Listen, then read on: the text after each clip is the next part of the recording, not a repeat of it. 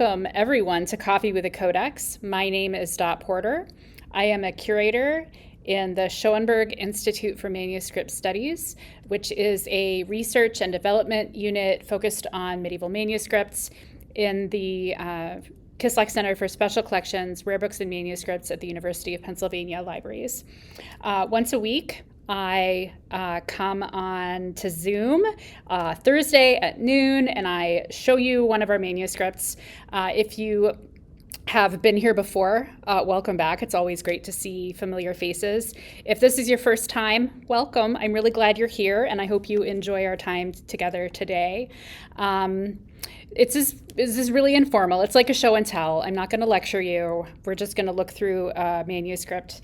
And if you have questions as we go, please drop them in the chat. I will answer as I can. My colleague Amy Hutchins is here, and she is also watching the chat, and she will answer questions as well. She is our manuscripts cataloging librarian, so she knows this collection very well. And there's also a lot of other people in the chat who know a whole lot about stuff, and they will also help out. Okay. Oh my gosh, Brian has a whole list of questions. All right, I will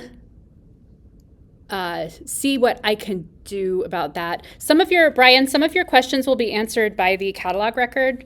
So if you take a look at that link, Amy, if you can drop the record link in again, that'll be in there. But I will do my best to sort of point things out.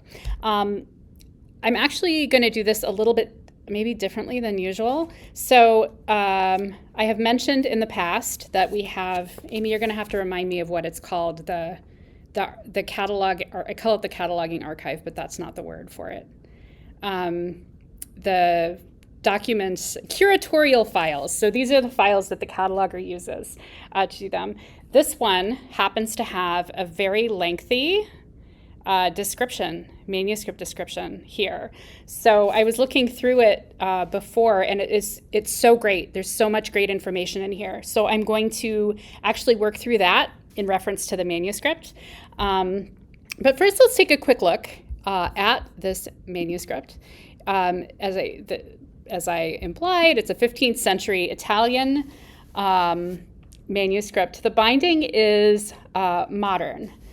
I don't know exactly how modern it is, 19th century maybe. Right before we started, someone in the chat said it was a gorgeous, yes, Mathilde, what a gorgeous binding. It is a gorgeous binding. I took it out of the box and I thought, oh my heavens, that's very nice. But it's not, it is more modern. It's not old compared to the book itself, but it is beautiful. It's sort of stamped leather, gilded, very fancy. And then if you open it up, the inside is also gilded and very nicely decorated. We have a book plate, which seems to be part of the binding, actually. Usually book plates are kind of paper that are stuck on. It does look like there was another owner's mark of some sort up here that has been removed. But what we have here is the book plate, and we'll get to that. So this is an indication of a prior owner. And what do we have for provenance? So it was owned by Ernesto Pagnoni in Milan. So that's who I assume also had it bound, because it's part of the binding here, but I don't know. It was sold to Penn in 1957 by La Medicea in Florence. So it was sold to Penn from Italy. No indication of where it was before this fellow Ernesto got it, but that's sort of what we know there. So now we open up to the first page, and it is very 15th century Italian. And this is one of the reasons why I love manuscripts from this time and place, because they have a very distinctive look that is beautiful, I think. And we have the decorated margin. We have some illuminated initials. We'll see more illuminated initials as well as we go along, and the little dots in the margin. I'm not sure where are we. There we go. There we go. I think that's a little bit better. Okay. The script is, let me see. Amy in the chat says Italian engineer and industrialist, and he lived from 1865 to 1928. So it could be early 20th century binding then. So maybe a little bit later than I thought. And then we bought it in 1957, so that's 30 years. So maybe it was inherited by his family and then, or sold on. All right. I have lost my information. Okay. The script is the catalog says Gothic liturgical script.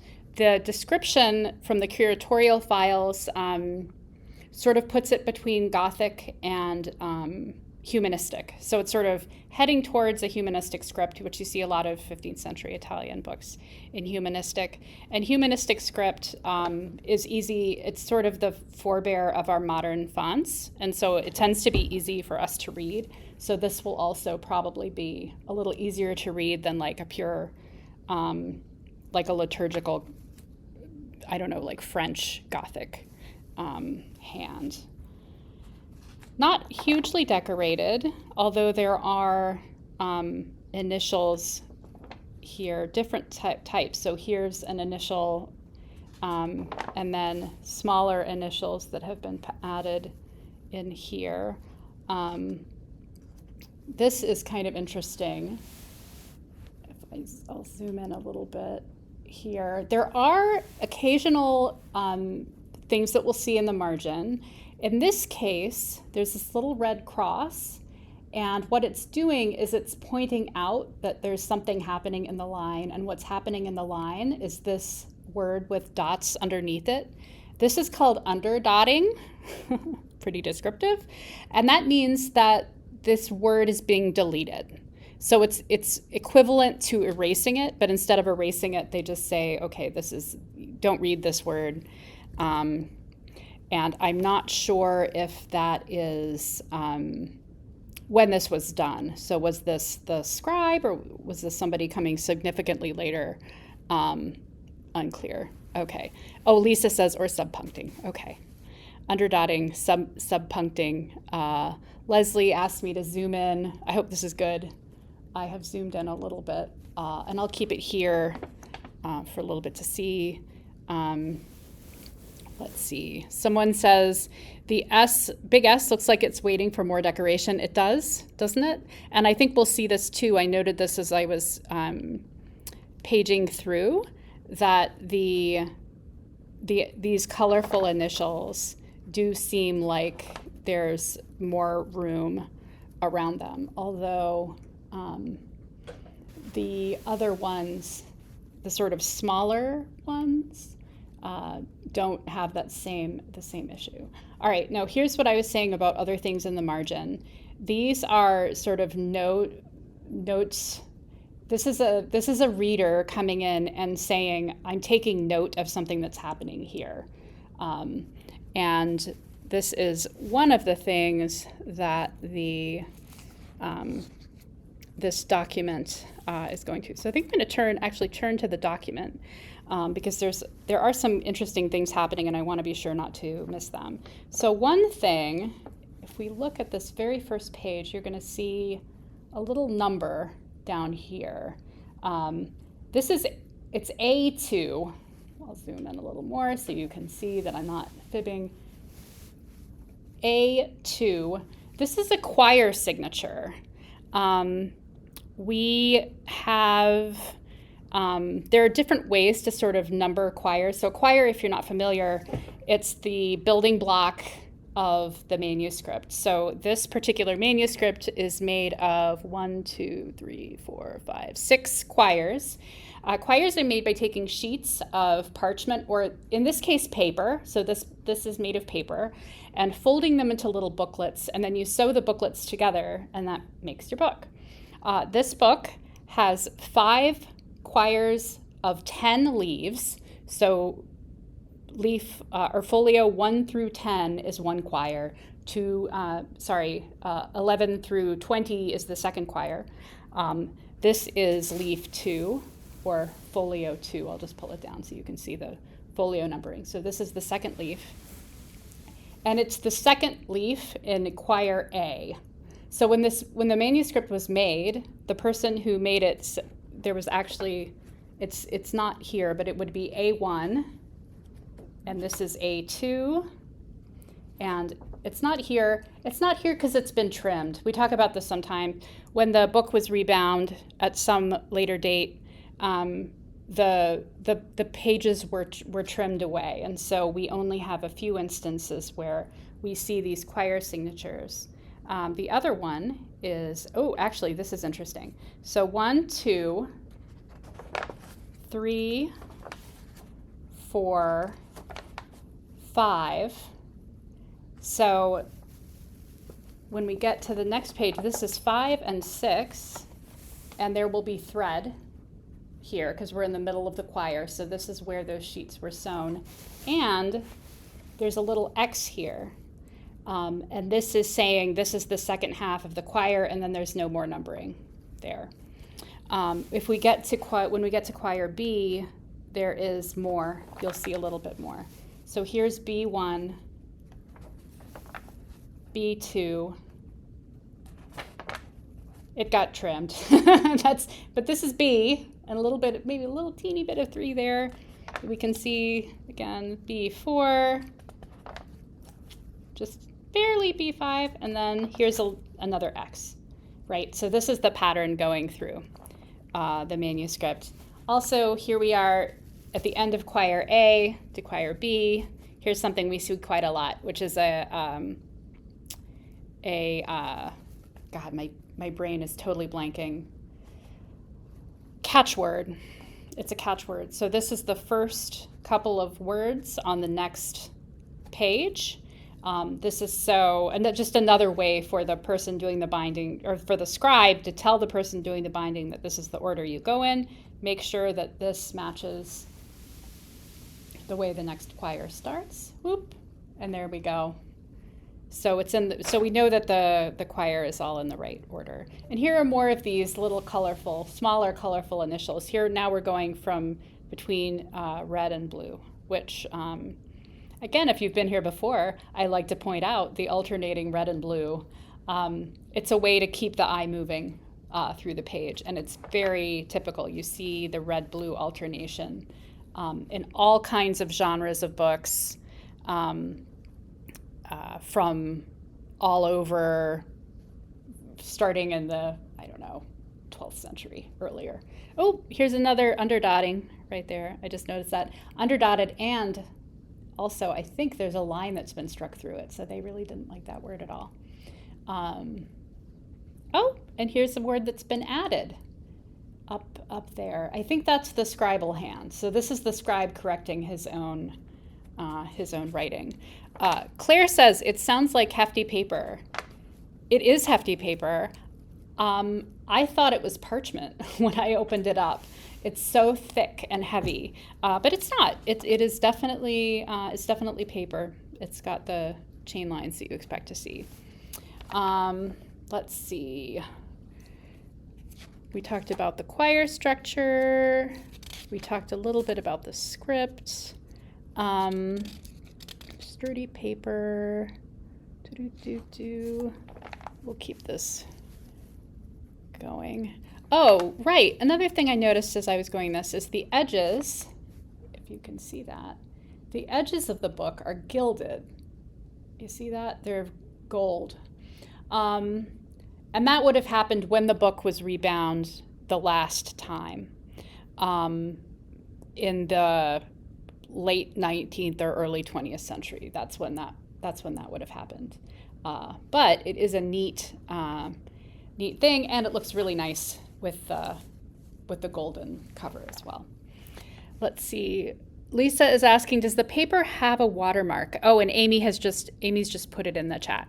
So watermarks are Venice, one from Venice, 1460, and then Rome, 1470. And I've been saying that this is 15th century, but I don't think I said a date. So let's see what the date. Italy, between 1470 and 1499. Obviously, if there is paper that was made in 1470, it can't be made before 1470. So that's one of the ways that we date, one of the things that helps us date manuscripts. And one way is that paper can be particularly helpful in that, because paper is when you have watermarks, it's easier to determine the dates of those than it is to determine the date of parchments. Although with parchment, you can do things like dating the, I forget what you call it, but like carbon dating you can do with parchment. Okay, so this is the end of the first text. So I think there are 5 or 6 texts in this book, which is an ascetic miscellany. So a miscellany, or a collection of texts related to ascetic life, that is monastic life, ascetic, being by yourself more than being in community. And it is thus kind of interesting to me that it does have, especially this like beautiful opening thing, because you wouldn't necessarily associate asceticism with illumination. But I think that says more about the limits of my knowledge and imagination than it says about this, because clearly this is an ascetic book, and yet it has beautiful illumination here. So I'm going to pause for a sec because Brian is asking why it's made from different paper. I thought every manuscript was made from one batch of paper. And Amy replies, sometimes watermarks are so similar that you can't say which paper was actually used.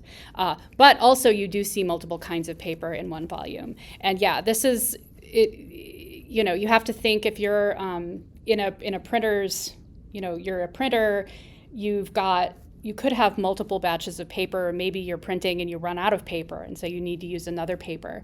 There are also instances of larger size paper being cut down, so it could be used to make, so if you had like paper that was twice as big, you might cut it down if you start running low on the smaller paper, and that kind of thing. That is something that happens.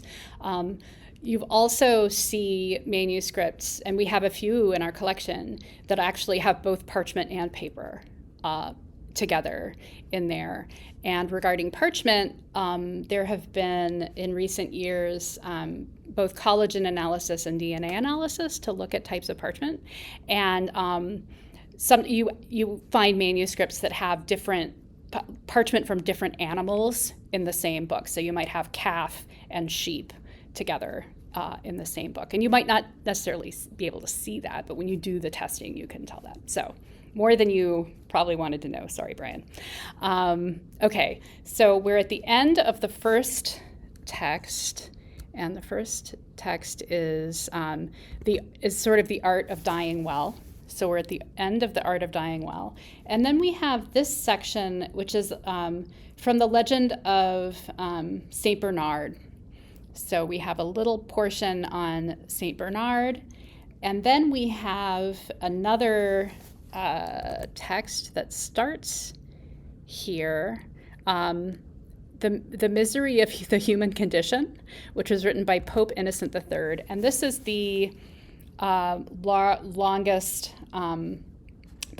text in the book. So we have sort of an introduction. It looks like maybe a list of incipits maybe for what follows, and then we have the beginning of the Misery of Human Condition, which is great. Lieb, you see up here, this is book 1, so there are going to be multiple books just in this section. Back to Brian. All information is valuable. I'm just afraid I'm wasting someone's time. You're absolutely not. I love talking about all aspects of the book, and folks come see them and to learn, and so I think it's just fine. So please don't be afraid to ask your questions. Right, so here we are in Pope Innocent's one, and as we turn the pages, we're going to see more familiar stuff. We're going to see a little bit of editing happening here, some more underdotting and strike-throughs, more of the initials, and now I'm seeing that there are little, you see this little teeny, there's a little A out in the margin, and there's a little P, and there's a little C. So when the scribe was doing the writing, he was leaving these little markers out here, so the person, probably not the scribe, but whoever was coming back through to do the colored initials knew that that's where they put them. Amy called, yes, guide letters. They're called guide letters. Thank you, Amy. All right, so we keep going here. How are we doing? All right. And I'm noticing that the person who's doing the initials is being more careful now about filling the space. I wonder if maybe they got, they did that first S where it looked like it wasn't filling the space, and they said, no, I got to do that. So they're filling it in a little bit better. Let's see. Here we go, and this text is going to end. Well, now we're in, wait, I missed that. So we're in Liber 2 now. We've got the 2 up here.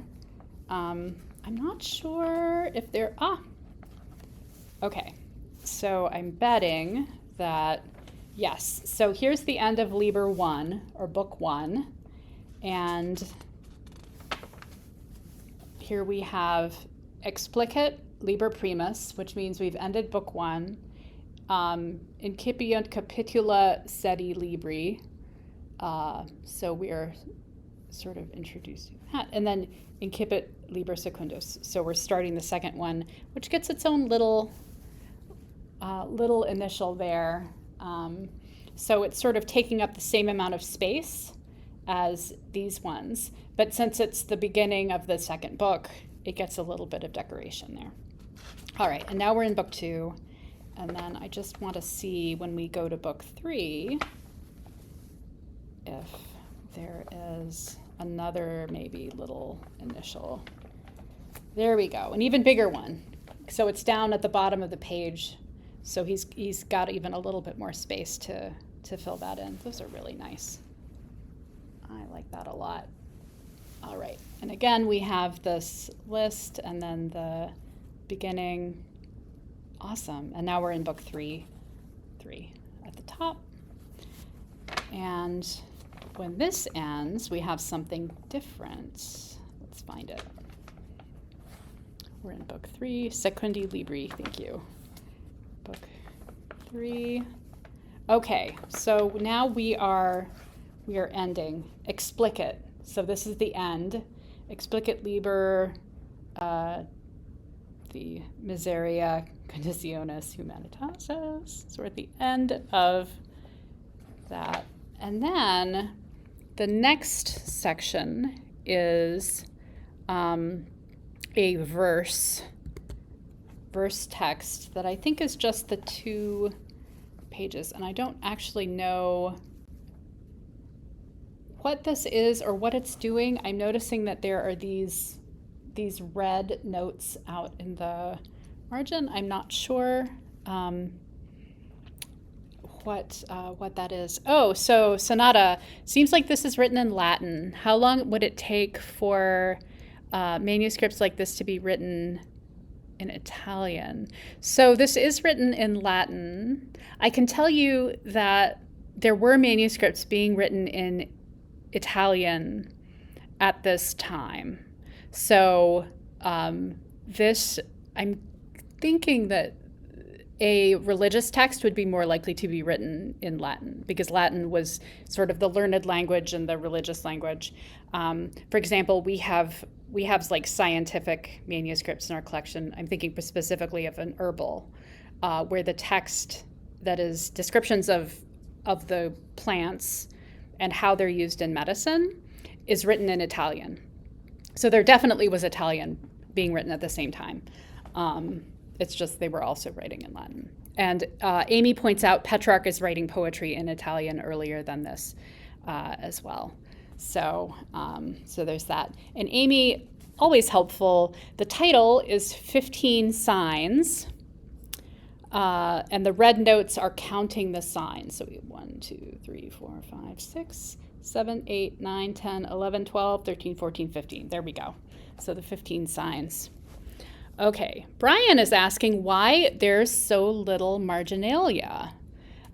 Because you've seen, and he's saying like the pointing hands, the manicules. I'm so interested in what manuscripts get written on and which ones don't. So this one doesn't have a whole lot of it, although it did have those notations by the reader saying sort of read this. It seems like the manuscripts that get most of the annotations, and this actually could just be our collection, are ones that are more sort of scientific, and religious ones don't so much. But I don't know if that's because people were hesitant to write on religious manuscripts, or if there was some other, or if they were just more likely to be engaging in a particular way with scientific manuscripts. I don't know, but you are right that there isn't a whole lot of marginalia here.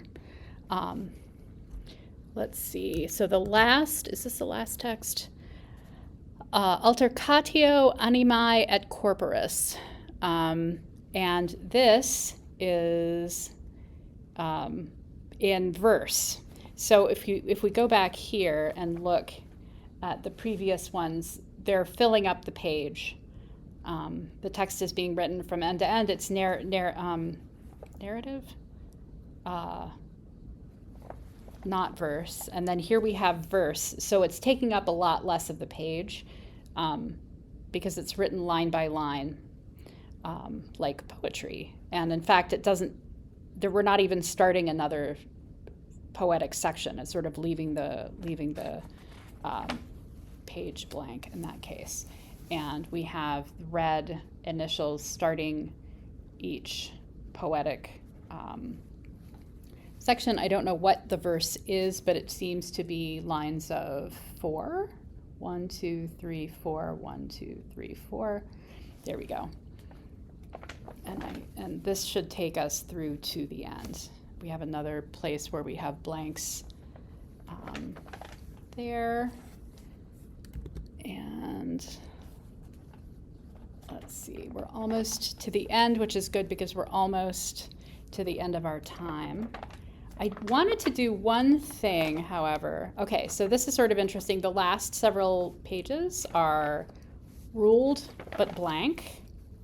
Oh, Brian, here's some more marginal notes. Somebody did make notes here and here. So there's a little bit more engagement, it looks like, in this last section of the text. And then the poem ends, and there's another little note. So we have another little note.